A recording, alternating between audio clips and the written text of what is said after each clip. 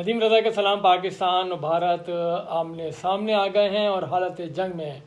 वज़ीर दफ़ा ख्वाजा आसिफ ने एक कड़ा और सख्त बयान दे दिया है और कहते हैं कि इमरान ख़ान की मर्ज़ी पर तहरीक इंसाफ वाले सारे के सारे कॉम्प्रोमाइज़ हैं और अलीमन गंडापुर रंगबाजी कर रहे हैं। और ऐसे में IMF की जानिब से भी इंतहाई एक ख़तरे की घंटी बजा दी गई है और उनका वफ़द डू मोर और कशकोल बड़ा करने का मुतालबा लेके कल पाकिस्तान पहुंच रहा है। सबसे पहले बात वज़ीर दिफ़ा ख्वाजा आसिफ की, जो बयानात देने के लिए बड़े मशहूर हैं क्योंकि वह अपनी वजारत के अलावा सब चीज़ों पे बात करते हैं।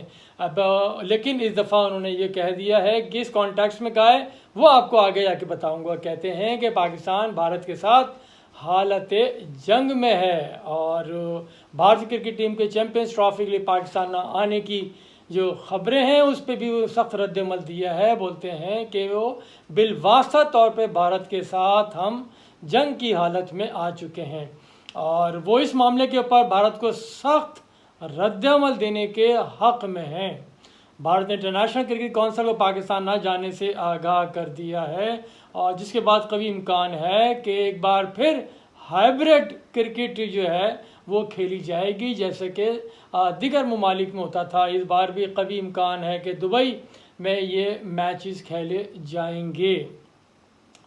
लेकिन अभी तक चैंपियंस ट्रॉफी 2025 के शेड्यूल पर डेडलॉक भी है वो बरकरार है, इसलिए 11 नवंबर को यानी कि मंडे को जो शेड्यूल का ऐलान किया जाना था वो मौखर कर दिया गया। इस सिलसिले में लाहौर में एक मेगा इवेंट का भी प्लान किया गया था जिसमें बाकायदा तौर पर शेड्यूल का ऐलान किया जाता और ये वो तकरीब थी जो 100 डेज़ बिफोर के सिलसिले में जो तकरीब की जाती है वो होनी थी, लेकिन उसको भी मनसूख कर दिया गया है। और फिर ये कहा गया था कि पाकिस्तान क्रिकेट बोर्ड ने कहा कि ये ट्रॉफ़ी जो थी ये टूर का फ्लैग ऑफ और टूर्नामेंट की कहना चाहिए कि ब्रांडिंग लॉन्चिंग थी। अभी इस पर काम हो रहा है, जल्द ही शेड्यूल का ऐलान किया जाएगा। और वैसे भी लाहौर की फ़ज़ा इतनी मुज़र सेहत है कि वहाँ पे आउटडोर कोई इवेंट जो है करना नामुमकिन हो चुका है क्योंकि फ़ज़ा बहुत ख़राब है जिसकी वजह से बीमारियाँ मुख्तलिफ़ अमराज वहाँ पे फैल चुके हैं। और जहाँ तक भारत के दौरे पाकिस्तान का ताल्लुक़ है वो तो हमें लिफ्ट ही नहीं कराता क्योंकि आखिरी बार वो 2008 में एशिया कप खेलने के लिए आया था। उसके बाद हमें वो मुसलसल जो है वो झंडी दिखा दिया करता है और हम हर बार उसकी बात मानते हैं और फिर हम कभी श्रीलंका में करवाते हैं मैचेस, कभी दुबई में, कभी किसी और मुकाम पर, क्योंकि भारत को भी पता है कि पाकिस्तान की कहाँ चलने वाली है। चलेगी तो उसी की, क्योंकि ICC जो इंटरनेशनल क्रिकेट काउंसिल है अब तो खैर उसके जो सरबराह वो भी इंडियन के हैं और उससे पहले भी, क्योंकि बहरहाल ये सब के इल्म है कि दुनिया की सबसे बड़ी मार्केट भारत ही है एडवर्टाइजमेंट, क्योंकि अब जो क्रिकेट है एक वो प्रोफेशनल के साथ साथ वो जो एडवर्टाइजमेंट की भी जन्नत बन चुका है और जन्नत की सबसे ज़्यादा आबादी वो भारत की है जो 1.5 अरब की है। इसीलिए क्रिकेट ICC के अंदर शुरू से ही भारत चलती आ रही है और अब तो मुकम्मल तौर पर भारत ही का उसके अंदर असर व रसूख है। और इस बार भी यही है कि भारत ही की मानी जाएगी और बाकी जो सारी बातें हैं इधर की उधर हम देख लेंगे। हमारे पास अभी भारत की जानिब से कोई बाकायदा ख़त मौसूल नहीं हुआ है, ये सिर्फ ऐसी ज़बानी जमा खर्च है और पाकिस्तान के शायकीन क्रिकेट और मीडिया को कुछ मवाद फराम करना है बाकी, और इसके अलावा सारा कुछ मैं कहूँगा कि वो फिर गोलमाल है। बहरहाल फिर दोबारा ख्वाजा आसिफ की तरफ आता हूँ कि वज़ीर दिफ़ा ने अब खैबर पख्तूनख्वा और बलूचिस्तान में जो दहशत गर्दी वहाँ हो रही है उसके ऊपर कहा है कि उनका मकसद सिर्फ़ और सिर्फ मुल्क को अदम इस्तेहकाम का शिकार करना है। दुश्मन नहीं चाहता कि पाकिस्तान तरक्की करे और यही वजह है कि दहशत गर्द चीनी इंजीनियर्स पर हमलों के ज़रिए ऐसी फ़ज़ा कायम करना चाहते हैं कि किसी भी तरह से चीनी पाकिस्तान के जो मंसूबे हैं उसके ऊपर काम बंद करके वापस चला जाए, लेकिन वो ख्वाबों की और अहमकों की जन्नत में रहते हैं। पाकिस्तान ऐसा नहीं होने देगा। ख्वाजा आसिफ ने फिर कहा कि अफ़गानिस्तान की सरजमीन पाकिस्तान में दहशत गर्दी के लिए इस्तेमाल की जा रही है, इसके लिए अफ़गानिस्तान को फ़ैसले करने होंगे और बलूचिस्तान में भी दहशत गर्दों की बेसिस मौजूद हैं, इन्हें मुकामी सहूलतकार मदद कर रहे हैं। फिर वज़ीर दिफा ने अपना जो रुख है, जो तोपों का रुख है, अली बिन गंडापुर की तरफ कर दिया। कहते हैं कि सारे के सारे इमरान खान के कहने के ऊपर ही कंप्रोमाइज़ हैं। इमरान खान उनसे उम्मीद लगाए बैठे हैं। इमरान खान की रिहाई से मुतालिक गंडापुर की इतलात, ऐलानात भड़कों के सिवा कुछ भी नहीं।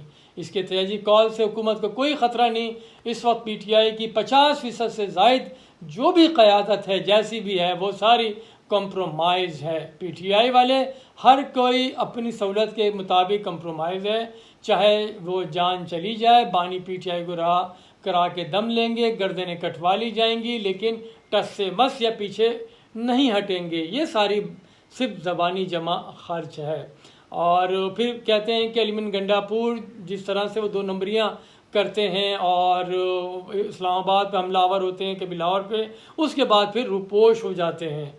बहरहाल ये एक जाल बुनने की कोशिश कर रहे हैं और मैं वो समझते हैं ख्वाजा आसिफ ऐसा कुछ भी नहीं होगा और ना ही इमरान खान की दूर दूर तक रिहाई का कोई इम्कान है। फिर वो कहते हैं कि सैनिक में PTI के रहनुमा ने मूँछों को ताव देकर सर पर सफ़ेद कपड़ा बांध लिया और ये सारी रंगबाजी की। हुकूमत अपनी मुद्दत पूरी करेगी, ख्वाह ये उल्टे हो जाएं या जैसे भी हो जाए, इनका कोई कुछ भी ये नहीं कर सकते। क्योंकि गुज़श्ता रोज़ जो सवाबी में जलसा हुआ है, बहरहाल एक मुतासर कुन जलसा था जिसमें पाकिस्तान तहरीक इंसाफ की पूरी क़यादत ने खिताब किया, क्योंकि किसी को भी यहाँ पकड़ धकड़ और गिरफ्तारी और मार धाड़ का कोई खौफ नहीं था। इसीलिए डंके की चोट पे सारे निकल कर आए। लेकिन अगला इम्तिहान तो वो होगा जब जो नया जलसा होगा KP के अलावा दूसरे शहरों में। फिर देखते हैं कि कौन निकल के आता है, कौन रूपोश रहता है। और क्योंकि कल के जलसे में एक बात ख़ास ये भी थी कि डोनाल्ड ट्रंप जो सदर मुंतखब हुए, उनका भी जश्न मनाया गया उस जलसे के अंदर, वो अमरीकी परचम लहरा के। इसी अमरीका के बाद ही मैं फिर जिक्र कर लेता हूँ IMF का, कि जो अमरीका के ज़ेर तसल्लुत, ज़ेर साया काम करती है, जिसको चाहते हैं कि रिलीफ दें, जिसको चाहते हैं कि उसकी रस्सी खींच दी जाए, तो टाइट कर दी जाए, तो वो IMF यही करता है। और IMF दोबारा पाकिस्तान का रुख कर रहा है, इस्लामाबाद का, और 11 नवंबर को यानी कि मंडे को वो एक बार फिर पाकिस्तान आ रहा है। मज़ीद मुतालबात यानी कि जो एक इस्तिलाह बहुत मशहूर हुई थी, डू मोर, तो उसको लेके पाकिस्तान आ रहा है। इस बार ये कहा जा रहा है कि एक्सटर्नल फाइनेंसिंग गैप पाकिस्तान का जो हो चुका है उसको पूरा करने के लिए मुख्तलिफ तजावीज़ लेके पाकिस्तान के पास आ रहा है। वो उसका कहना ये है कि ये जो गैप है इसको ख़त्म करने का जो जामे हिकमत अमली या फ्रेमवर्क पाकिस्तान ने तैयार किया होगा वो हमें दिखाए, टेबल पे रखे, क्योंकि एक्सटर्नल फाइनेंसिंग गैप जो है वो ख़त्म करना नागुज़ीर है। अगर ये नहीं किया गया तो काफ़ी फिर संगीन नताइज का पाकिस्तान को सामना करना पड़ेगा। और ये भी ज़रा से बात सामने आ रही है कि वो चीन और सऊदी अरब से कहा गया है कि दोबारा से मुआवनत तलब की जाए। अब मैं यहाँ पे एक आपको बताऊं कि मैंने गुज़श्ता रोज़ ही एक व्लॉग किया था जिसमें शहबाज शरीफ ने कहा था कि वो कशकोल तोड़ चुके हैं, और इसका बाकायदा तौर पर उन्होंने कतर और सऊदी अरब को अपने जो दोस्त ममालिक हैं, वही पाकिस्तान कहता है कि दोस्त ममालिक हैं, और कह दिया गया कि हमने कशकोल तोड़ दिया है। तो ये मैंने गुज़श्ता रोज़ ही मैंने कहा था कि ये भी वही गोलमाल है कि कशकोल तोड़ दिया गया। कशकोल बेसिकली वो इसलिए तोड़ा जाता है कि वो छोटा पड़ जाता है, पुराना हो जाता है, फरसूदा हो जाता है, क्योंकि मांगने की भी बहरहाल ढंग होने चाहिए। क्योंकि आप देखते हैं एक फ़कीर होता है लूला लंगड़ा, गंदे कुचैले कपड़े पहने हुए, या अपने जिस्म के ऊपर गोश्त के लोथड़े नुमा वो आर्टिफिशियल एक वो लगा के आ रहा होता है, स्मेल आ रही होती है। और एक वो होता है जो बड़े सूट फूट टाई में वो 5 रुपये 10 रुपये नहीं मांग रहा होता, वो डायरेक्ट गाड़ी का टैंक जो है वो फुल कराने की बात कर रहा होता है, या वो 5-10 हज़ार की बात करता है, 100-200 हज़ार की वो बात ही नहीं करता है। तो वो अपने आप को बड़ा सूटिट बूटिट होकर खड़ा होता है। ये आपने बैरुल मुल्क भी देखा होगा, मेरे साथ तो बड़ा वसी एक तजर्बा भी हो चुका है। और फिर इसी तरह से जहाज़ के अंदर भी लोगों को पकड़ा जा चुका है जो जिद्दत के साथ भीख मांग रहे होते हैं। तो बारह मैं यही है, पाकिस्तान की भी यही हाल है कि उन्होंने जो कशकोल तोड़ने की बात की थी, और लेकिन मैं समझता हूँ कि वो कशकोल फरसूदा हो चुका होता है कि वो छोटा पड़ता है। तो अब ये डायरेक्ट $5 अरब, पहले 1 अरब कभी $2 अरब की बात की जाती थी, कभी चाइना से, कतर से, UAE से और सऊदी अरब से ले दे के हमारे पास यही 3-4 ममालिक हैं।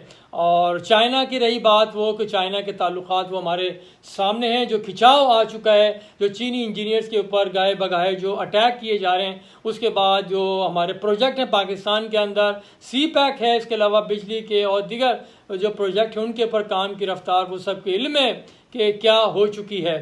तो IMF का जो वफ्द आ रहा है वो डू मोर का मुतालबा लेके आ रहा है कि मज़ीद अपने दोस्त ममालिक से कहा जाए कि वो ये जो गैप आ गया, फाइनेंसिंग जो गैप है, इसको पूरा करें। बिलखुसूस चीन और सऊदी अरब की तरफ इशारा दिया जा रहा है कि वो उनसे ये गैप पूरा करने की बात करें और $5 अरब का गैप पूरा करने के लिए कशकोल मज़ीद दराज किया जा रहा है।